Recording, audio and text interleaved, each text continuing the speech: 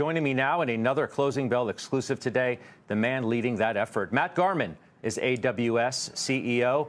Welcome to our special program. It's great to see you. Awesome. Thanks for having me. I'd like to begin with news that's recent for AWS, and that's your data center investments. $20 billion this week in Pennsylvania, $10 billion last week in North Carolina, billions more globally. If we're at peak data center, Matt, this would suggest that you don't think so. Look, we think that there's a ton of business ahead. As we look at cloud adoption, we're still in the very earliest stages. And with all of the excitement and potential of generative AI and agentic AI, we think that there's lots of opportunity for us to expand our infrastructure globally. And so, as you mentioned, we've announced several large investments here in the United States, both in Pennsylvania and North Carolina.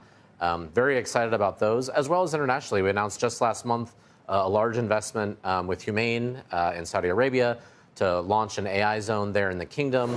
All around the world, we think that AI has the chance to really transform companies and businesses and really industries. And we're incredibly excited to be powering that really revolution.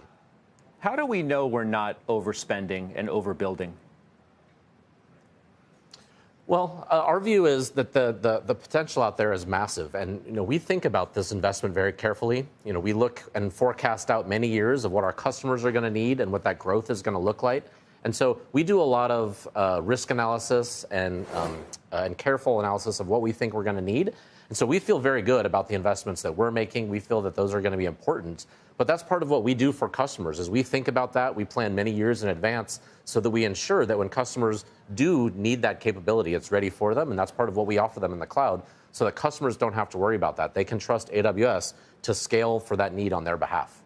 At the same time, there are innovations and advancements that happen that are unforeseen. I was just speaking with my prior guest about what DeepSeek did and how it maybe reinformed or reset the conversation around computing power and the cost thereof. Are we still thinking about it relative to what DeepSeek did? What was your biggest takeaway from that as you obviously continue to spend where you see fit? Well, we support DeepSeek. Actually, we have a service in AWS called Bedrock, where we make a wide variety of AI models available for our customers to use. And we're actually the first to enable DeepSeek on Bedrock, together with Anthropic and a number of other models that we support, including our own models called Amazon Nova. And so when we look at those costs, and one of the things that DeepSeek, I think, helped people realize is that the cost of inference is really coming down a lot. That's really where most of the usage is going to come in the future.